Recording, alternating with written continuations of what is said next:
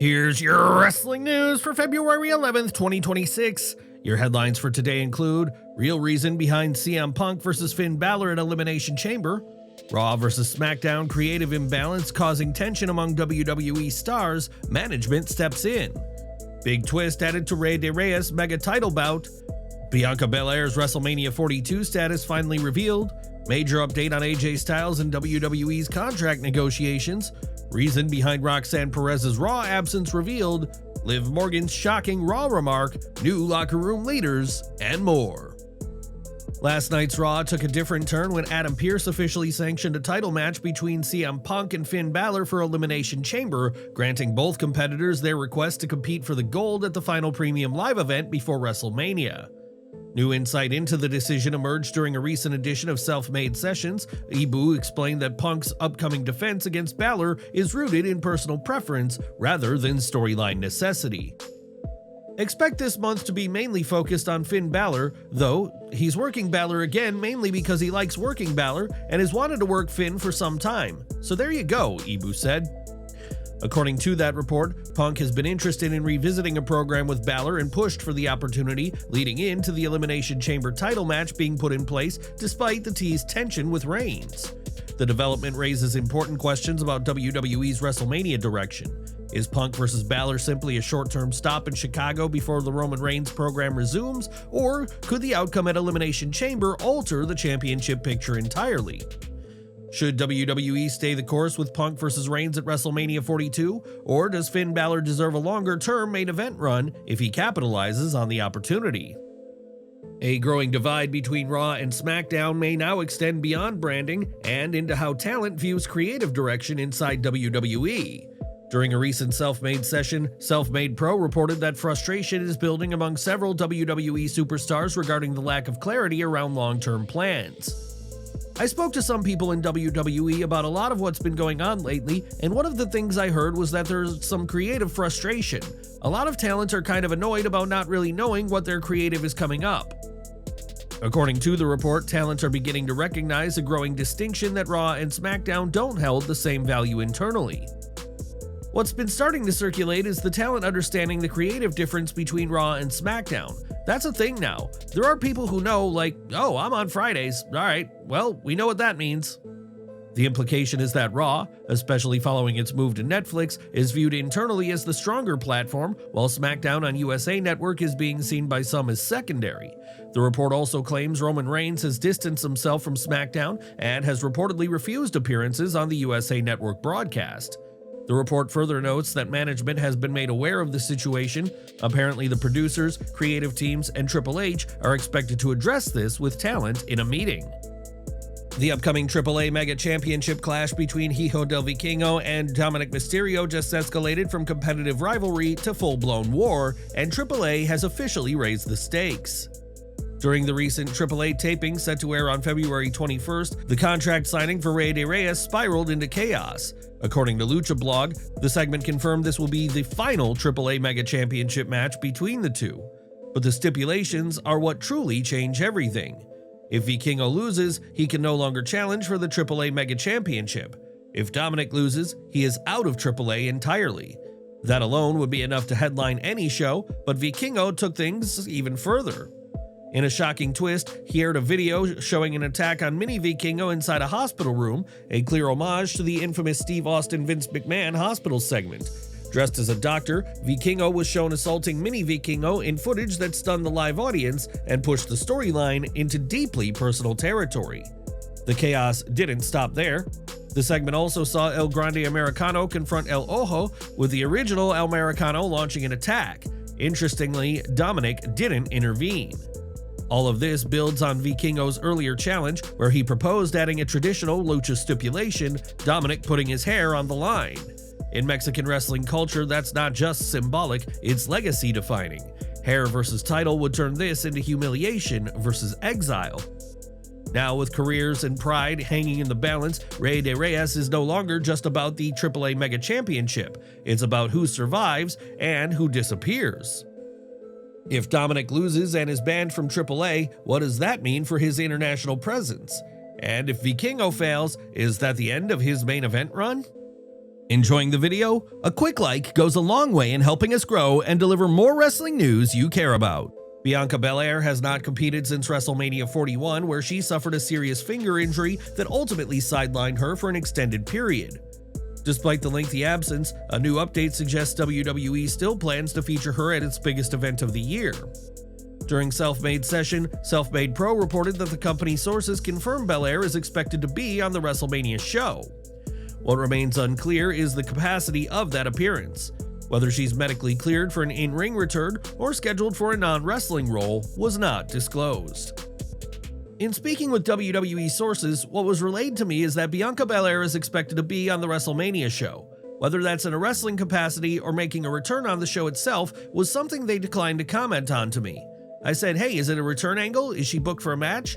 I believe they absolutely know what the answer is, but they didn't want to tell me. So there you go, Bianca Belair is expected to be at WrestleMania. The report follows a personal update Belair shared with fans earlier this year. On January 1st, 2026, she posted close-up photos on Instagram stories showing the injured finger that has kept her out of action since April. The images highlighted both the severity of the damage and visible progress in the healing process. Although she has not returned to active competition, Belair did appear at WWE Evolution as a special guest referee for Jade Cargill vs. Naomi, signaling that WWE has gradually reintroduced her to television while protecting her physically. With WrestleMania 42 approaching, the key question now centers on readiness. Is WWE positioning Belair for a surprise in-ring comeback, or will her involvement serve as the first step toward a full return later in the year? AJ Styles' in-ring future remains uncertain following his loss to Gunther at the Royal Rumble, and his WWE contract status only adds more intrigue to the situation. Styles was defeated in what had been presented as a career-threatening match. In the closing moments after the loss, he appeared ready to leave his gloves in the ring, a long-standing symbol of retirement in professional wrestling. However, instead of walking away, Styles ultimately picked the gloves back up and put them back on, signaling that a final decision may not have been made. According to PW Insider, WWE and Styles were engaged in discussions about a new contract leading into the Royal Rumble.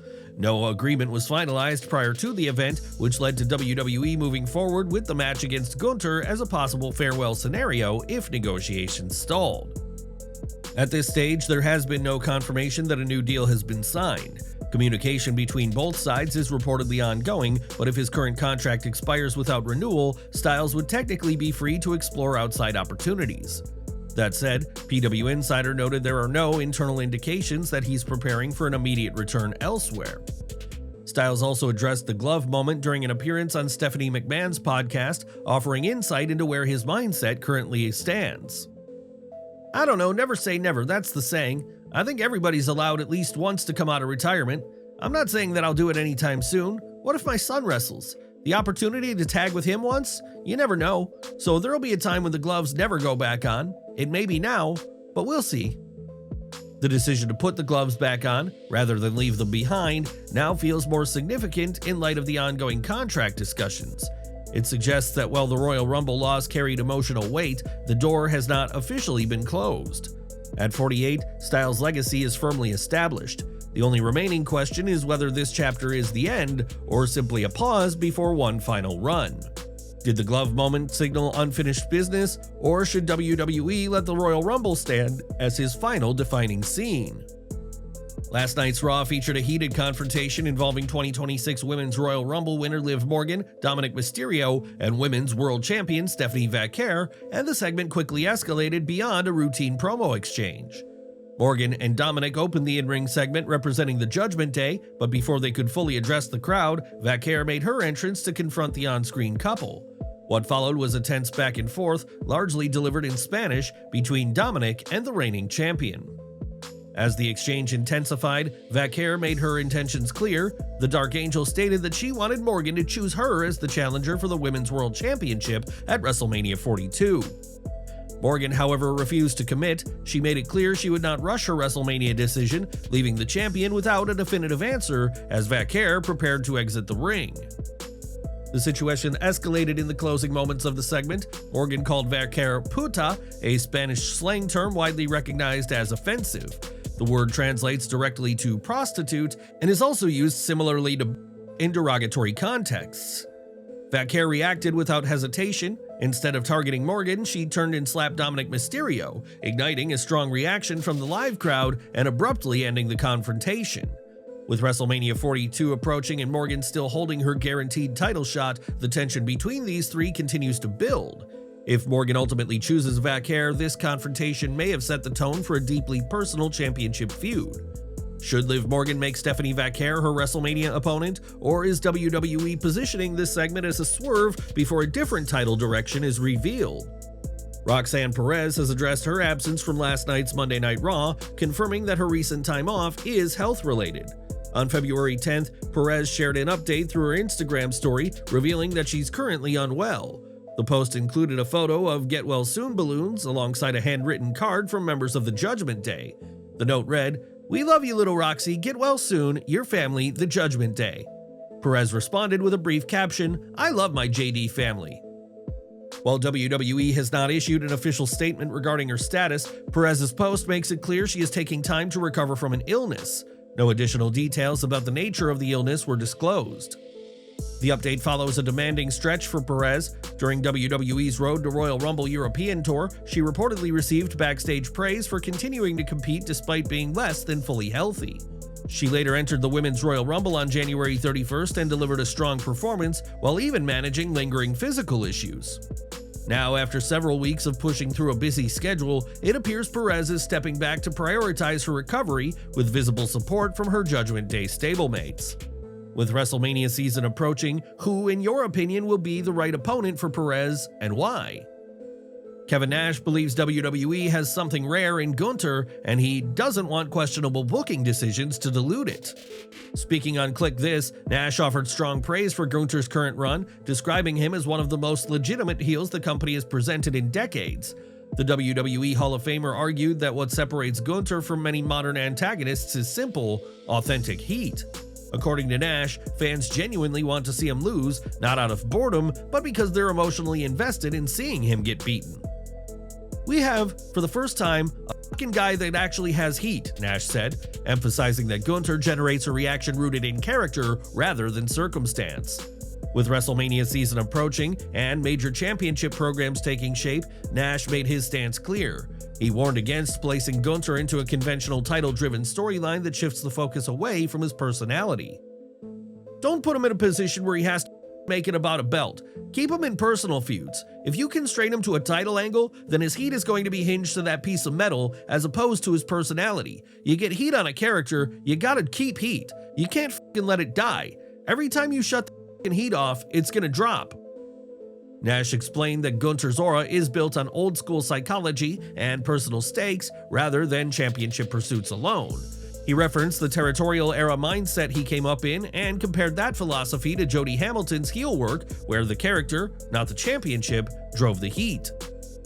Do you agree with Nash's assessment? Should Gunther remain centered in personal rivalries to preserve his heat, or is a world championship feud the natural next step? As reigning TNA World Tag Team Champions, Matt and Jeff Hardy have become central figures during the company's resurgence on AMC. But beyond what they're doing in the ring, their impact is reportedly being felt behind the scenes as well. Speaking in a recent interview with River City Radio, the legendary duo discussed their evolving role within the locker room. Matt explained that they've naturally become locker room leaders, with younger stars now coming to them for advice after their matches. "Yeah, I think we just kind of fallen into these roles, and I think we're cool with it," Matt said. "You know, there's guys who will ask us on the spot, whether they work with us or in a match before, 'Hey, did you guys get to see any of our match? Is there anything I can do that would be different or better? Or if we're working with them, what are your critiques? How can I be better?" Rather than simply reliving past success, Matt made it clear that both he and Jeff view mentorship as part of their responsibility at this stage of their careers. "We really have the best intentions on trying to help, and the better we can build up the entire roster, the better it is for the whole show and the whole brand." With TNA building renewed momentum and the Hardys positioned at the forefront of the tag division, their role appears to extend beyond title defenses. The focus, at least from Matt's perspective, is strengthening the roster as a whole, ensuring the company's growth continues beyond their own run. Guys, with the amount of news that dropped today, our full NXT review will be covered in the 5:30 p.m. news update. Make sure you tune in, you don't want to miss it. Don't miss our next video coming at 5:30 p.m. Eastern with all the latest wrestling updates. Smash that bell icon and select all notifications so you're always in the loop.